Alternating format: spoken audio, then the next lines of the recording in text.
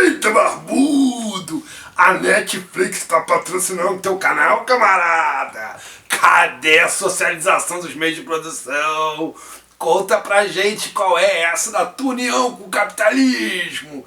Olha que tu toma um dislike, hein, camarada? Quem nos dera, camarada! Se a Netflix nos financiasse, a gente ia dar uma boa aliviada pra camaradada do Apoia-se, que é quem tá mantendo esse canal até os dias de hoje. Mas é que a gente fez uma série e hoje a gente vai falar da Fuga das Galinhas. Vem com a gente que a gente explica.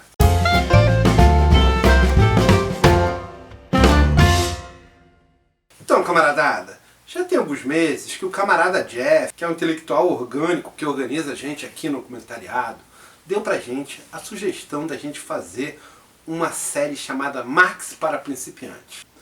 Nessa série, a gente abriu fazendo uma análise do Toy Story para abordar a questão do comunismo primitivo e do materialismo histórico dialético de uma forma mais simples, que os camaradas da classe trabalhadora e a criançada pudessem entender.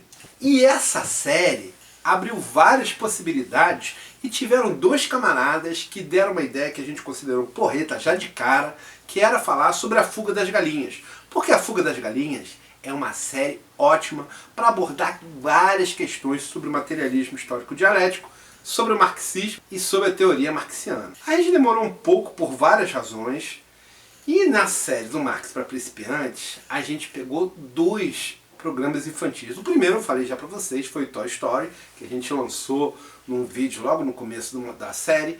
E o segundo foi um vídeo dos Flintstones, dos Fred Flintstones, falando sobre a questão da tradição, a questão do Eric Hobsbawm. Camaradas, a gente resolveu falar agora no Marx Comenta, não na série para principiantes, sobre a Fuga das Galinhas, porque a gente acha que esse episódio é excelente e merece um tratamento especial. Talvez a gente depois lance também uma versão dele no Marx para Principiantes, mas esse vai ser na íntegra, aqui no nosso canal. E a gente achou excelente a oportunidade, já que a Netflix, no último dia 15 de dezembro, lançou a continuação do desenho animado, da Fuga das Galinhas, agora a Ameaça dos Nuggets. Entretanto, a camaradada que ainda não assistiu um ou outro desenho, a gente acha melhor parar esse episódio aqui nesse momento. Claro, antes, aproveita que veio até aqui, se inscreve no nosso canal, dá aquela curtida no vídeo, porque isso ajuda bastante a gente. Não se esquece de se inscrever nas nossas outras redes. A gente agora também está nessa rede daqui. E camaradada, quem tem bancado aqui não tem sido a Netflix, tem sido os camaradas do Apoia-se. E a gente precisa bastante da contribuição deles. Então, se você puder dar uma força, dá uma contribuição lá no Apoia-se. E para quem já viu os dois filmes da série, ou para quem não se importa de receber spoiler, a gente vai começar agora a avaliação da Fuga das Galinhas num prisma marxista. E antes de começar, a gente precisa falar da produtora da Fuga das Galinhas, que é a Aardman. Se vocês olharem bem o logo da Aardman, vão ver que ali tem uma forte inspiração na estrela vermelha, o símbolo socialista e o símbolo comunista das repúblicas dos trabalhadores. A estrela soviética é um símbolo bastante utilizado pelos países socialistas, pelos países do leste europeu, da União Soviética, da China, enfim, todos os países que aderiram ao socialismo como caminho, e ela simboliza uma república dos trabalhadores. Na verdade, é uma estrela vermelha de 5 pontas que significa a união dos trabalhadores dos 5 continentes. Ela foi muito utilizada na arte soviética, sobretudo na arte de vanguarda. E eu vou pedir para o camarada da internet colocar uma imagem bem famosa dela na arte construtivista.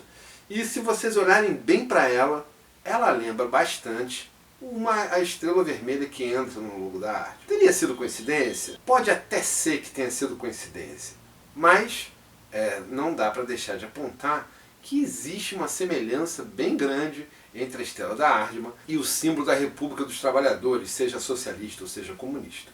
O mais engraçado é que essa estrela vermelha entrou no logo da Aardman no ano de 1998, 6 ou 7 anos depois do fim da União Soviética e da derrocada do socialismo na maior parte dos países do leste europeu. Essa data é uma data bastante interessante para a gente imaginar o que se passava no imaginário da Aardman. E agora eu vou precisar contar para vocês um pouco sobre o histórico desse estúdio de animação inglês. A Aardman surge ali na década de 70, por volta de 72, produzindo um filme em stop motion, de um filme de massinha, para a BBC, a empresa pública londrina. E é engraçado a gente comentar isso, como é que no país, que é o país do coração do capitalismo, onde o capitalismo de fato nasceu, que foi ali na Inglaterra, a comunicação continua sendo gerida por uma empresa pública e não por uma empresa privada. Eu acho que esse tema bem que dava para a gente fazer um vídeo. E se vocês acharem também isso, vou sugerir que vocês falem lá no comentariado, porque eu acho essa contradição um tanto interessante e podemos tirar dali várias conclusões ou várias questões para a gente pensar no futuro. Mas voltando para a Aardman era um estúdio de stop motion.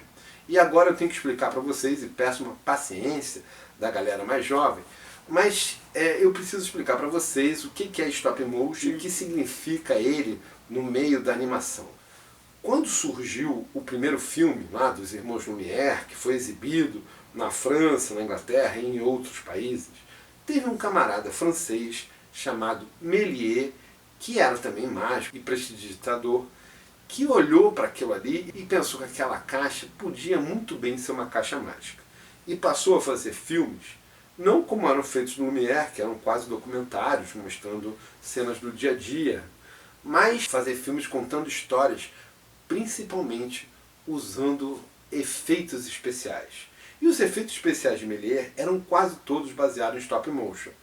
Que significa que em vez de filmar uma ação que está acontecendo ao vivo, pegar uma câmera e filmar como essa câmera está me filmando agora, ele fazia uma sequência de fotos e depois botava essa foto uma do lado do outro no rolo de cinema e aí simulava o movimento daquela coisa. Com isso ele podia fazer caixas se mexerem,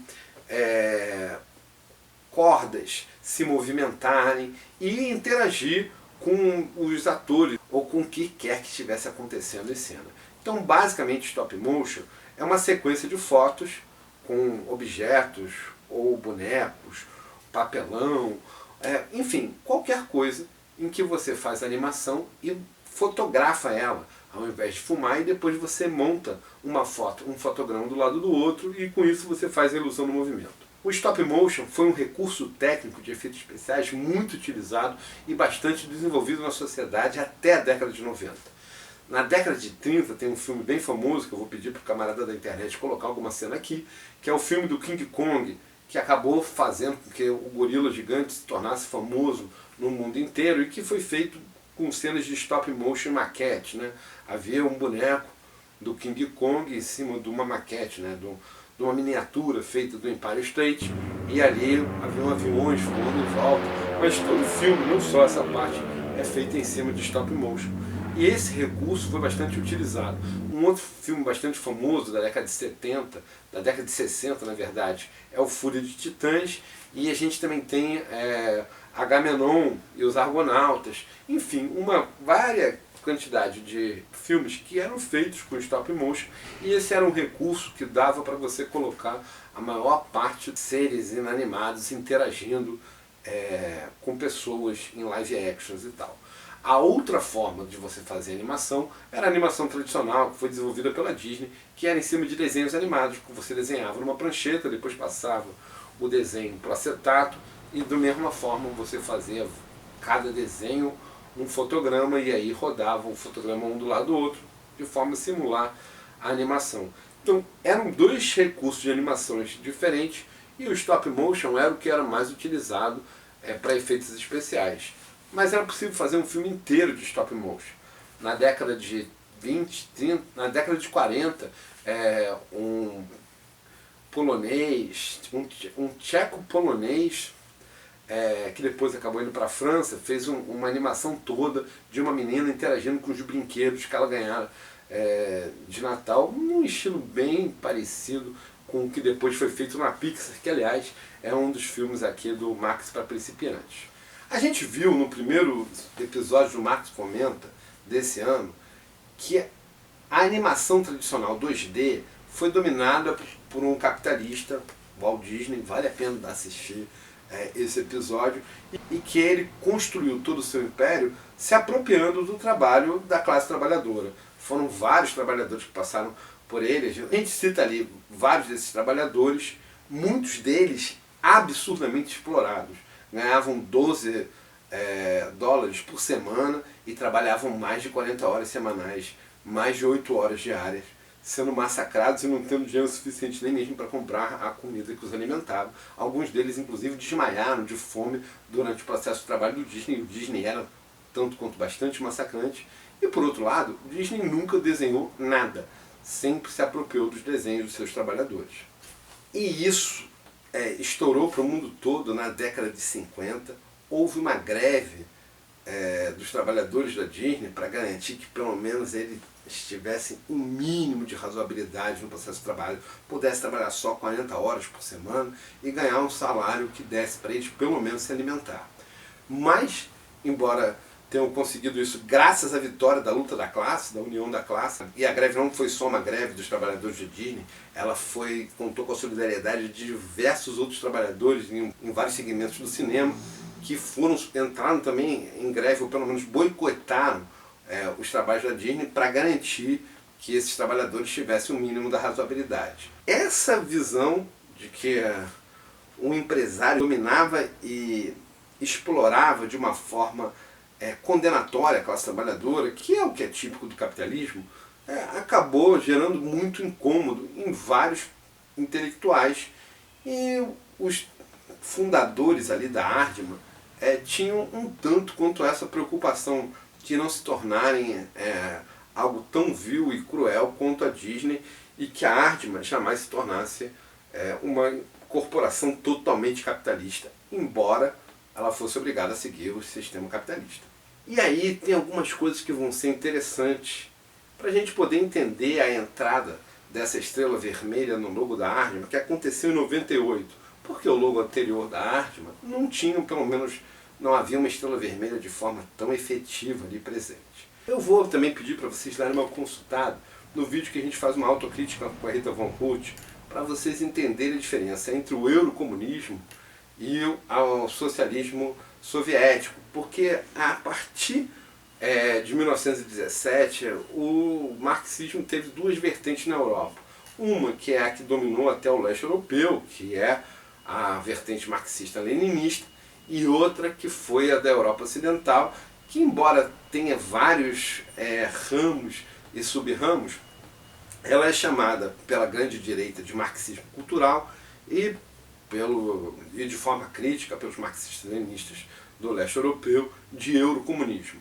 Mas, seja como for, vale a pena vocês darem uma olhada naquela animação, naquele programa que a gente fez, porque ali vai dar pra gente mais ou menos uma ideia de como funciona a cabeça dos intelectuais marxistas da Ilha Britânica, da Inglaterra. E se houve alguma influência do comunismo na produção da Aardman, nos faz parecer bastante plausível que ela seja bem mais influenciada pelos intelectuais da nova esquerda, na New Left, principalmente Eric Hobsbawm, Raymond Willis, que a gente tem aqui, e eu vou dar o nome de mais um camarada daqui a pouco, quando a gente estiver falando especificamente sobre o Fuga das Galinhas, porque tem um pé ali que eu acredito que eles tenham lido o camarada. Por hora, para nós, basta dizer que havia uma desavença entre o eurocomunismo, ou o marxismo cultural, e o comunismo real, o socialismo real, ou o marxismo-leninismo, e que até a década de 90 haviam muitos atritos entre as duas formas de entender a teoria marxiana. Mas a partir de 91, a União Soviética se desfez e os países do leste europeu deixaram de ser marxista-leninista, ou pelo menos uma boa parte deles. E, uma vez não existindo mais, é evidente que os comunistas na parte ocidental da Europa começaram a ver com melhores olhos os símbolos que antes causavam alguma rivalidade com eles. Então, em 98, a estrela vermelha ter entrada na logo da Aardman faria um tanto de sentido, principalmente se há alguma influência socialista ali na cabeça dos coordenadores, diretores e pessoal criativo da Aardman. Eu já comentei que o desenho de animação tradicional, o da animação 2D, era dominado pela Disney Corporation e, claro, não havia muito espaço para as outras produtoras. E a Aardman acabou se especializando em stop motion, em fazer histórias animadas totalmente baseadas em objetos reais, que eram produzidos, feitos, fotografados e depois colocados em sequência no filme. Em 93, há um acontecimento que é bastante interessante, porque ele faz uma grande mudança no mundo das artes, principalmente do stop motion. E esse acontecimento guarda semelhanças, similitudes com o momento atual que a gente está passando. Vocês vão entender o que eu estou dizendo já já. Eu falei até agora que no stop motion, objetos são feitos, mexidos, fotografados, mudados levemente de posição e depois esses fotogramas são colocados em sequência no filme para parecer que eles se movimentaram em forma normal, né? Mas isso não aconteceu enquanto eles estavam sendo fotografados. Eles foram fotografados foto a foto, parado. A Aardman se especializou em fazer esse tipo de trabalho e há um momento ali bastante importante, porque tem um artista plástico chamado Lewis que desenvolve uma argila especial e que é fundamental para a Aardman, que é a plasticina, ou Lewis Plasticina, e que a Aardman passou a utilizar em todos os seus produtos, porque é uma argila muito fácil de ser manipulada, consegue endurecer a baixa temperatura e é perfeita para os trabalhos que a Aardman desenvolve. E eles conseguem chegar num grau do stop motion que é movimento chega basicamente muito próximo da perfeição. E eu que sou leigo, quando assisto o filme da Aardman, juro que é um filme sendo feito e não um monte de sequência de fotos tirada. No entanto, vocês devem imaginar que isso exige uma grande quantidade de trabalho e uma grande quantidade de trabalhadores envolvidos. Se no desenho animado o Disney já trabalhava com muitos desenhistas para fazer a animação, no caso da Aardman não só precisa dos desenhistas, como você precisa de quem vai fazer o cenário, quem vai produzir as escalas, quem vai produzir cada pedaço de cada boneco, porque esses pedaços têm que ser intercambiáveis para que ela possa trocar a posição da boca, a posição do olho, a posição da mão, enfim. É um trabalho avassalador que exige muita coordenação e muito trabalho.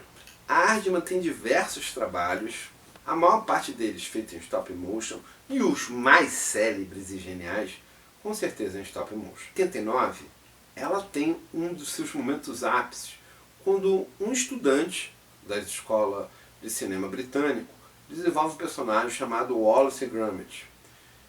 E quando a Aardman vê esse personagem e o projeto desse estudante, resolve chamar ele para vir fazer o projeto dentro da Aardman e faz o primeiro filme do Wallace Gromit, que é um filme em que os dois personagens, um cachorro e o dono do cachorro, vão até a lua em busca de queijo. Esse episódio foi exibido na BBC de Londres e tornou os dois personagens bastante famosos, a ponto de em 93 eles fazerem um novo projeto sobre o Wallace & Gromit e desta vez eles foram contemplados com um Oscar de melhor curta animado.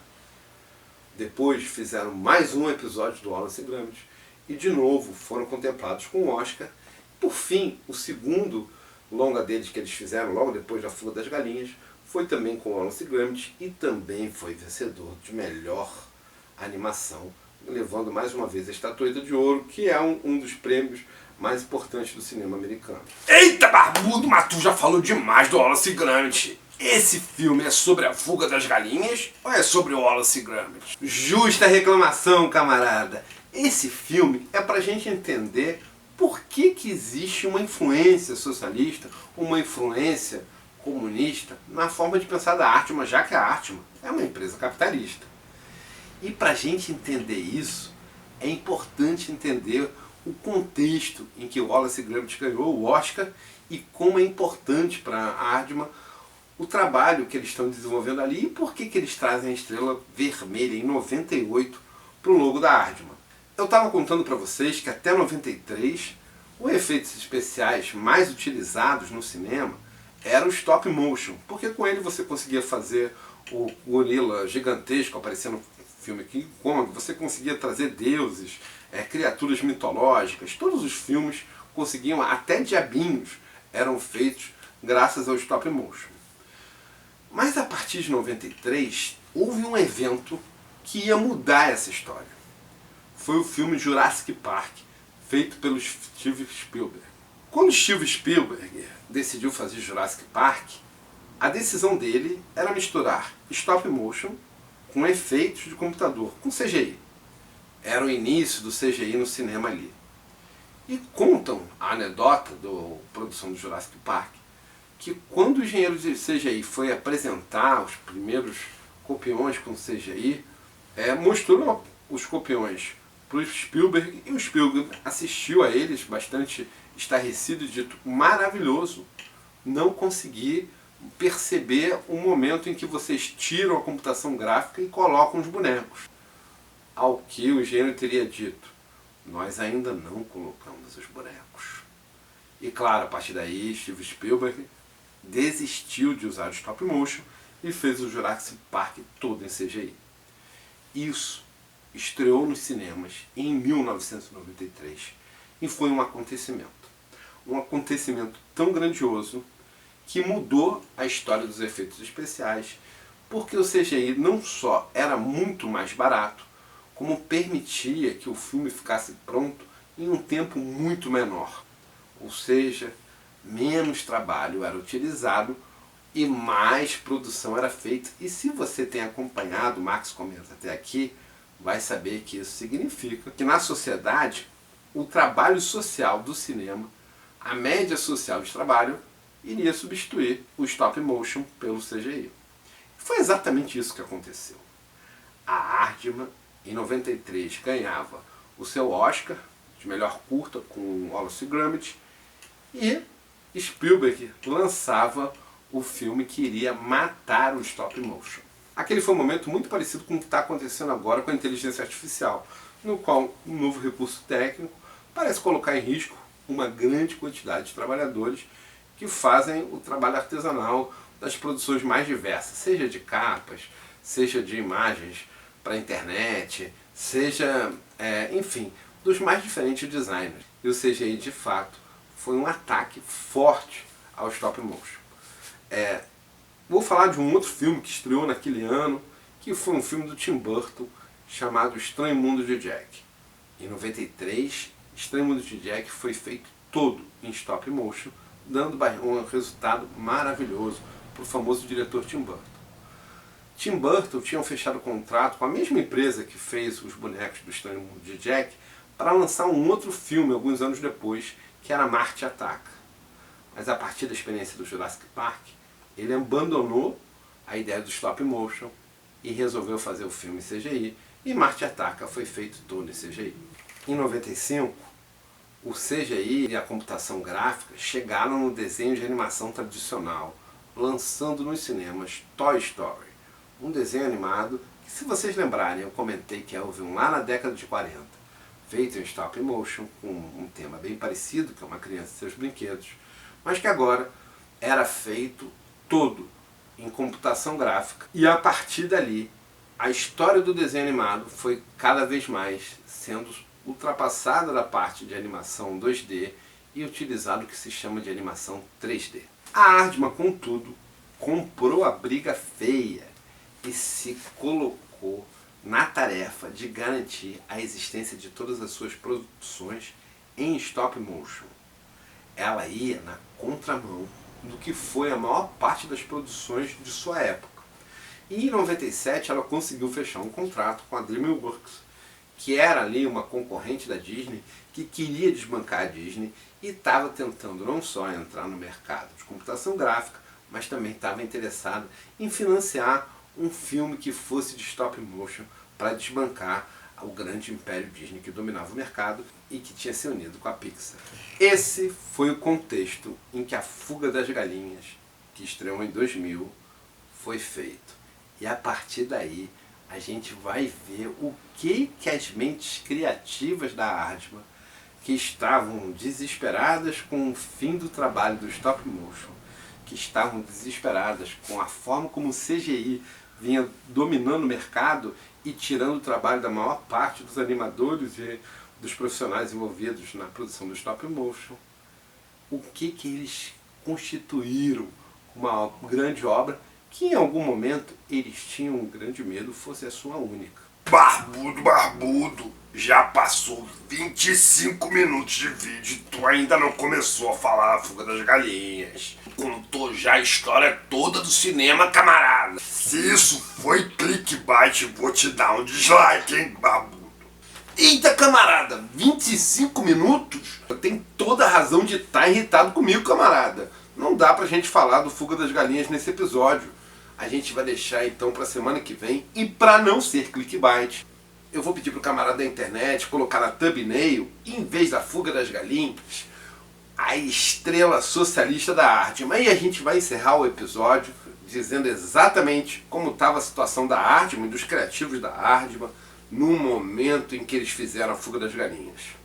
A Hardman era uma empresa com muitos trabalhadores. Os sócios diretores não queriam fazer o que Disney fez, que foi se apropriar da mais-valia sem dar nenhuma chance de respiro à classe trabalhadora. Eles queriam, se é que isso é possível, ser uma empresa leal aos seus trabalhadores. O que a gente vai ver não é algo plausível dentro do capitalismo, mas vamos tentar entender que, como existe o Eduardo Moreira, também existem capitalistas que tentam não seguir o que o sistema lhes indica.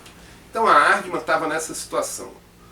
O capital, que é o que rege o mundo capitalista, como sabemos, estava se apropriando da tecnologia desenvolvida pelos trabalhadores, o CGI, e destruindo toda a forma de trabalho que existia até então no stop motion.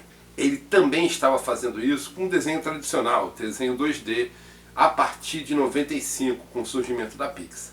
E ali em 97, a Hardman se deu a tarefa de defender o interesse da classe trabalhadora e não deixar que a computação gráfica e as inovações tecnológicas servissem ao interesse do capital. Ela queria organizar os trabalhadores para fazer uma resistência e se auto-viu como essa resistência.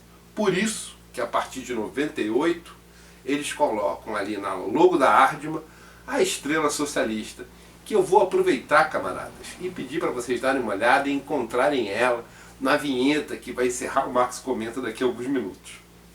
Camaradas, a Hardman nos deixa duas lições.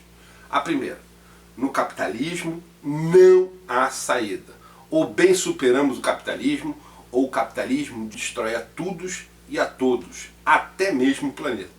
Mas, com a união da classe trabalhadora, é possível tudo. É possível resistir às piores crueldades do capitalismo, e se a gente for capaz de fazer o que se propõe a estrela de 5 pontas vermelha, a estrela socialista, que é unir os trabalhadores de todos os continentes, nós seremos capazes até de salvar o mundo da destruição iminente que acontece graças ao que o capital fez com as mudanças climáticas. A gente não tem nada a perder em se libertar do capital, a não ser as correntes que nos prendem. Trabalhadores no mundo, univos sempre!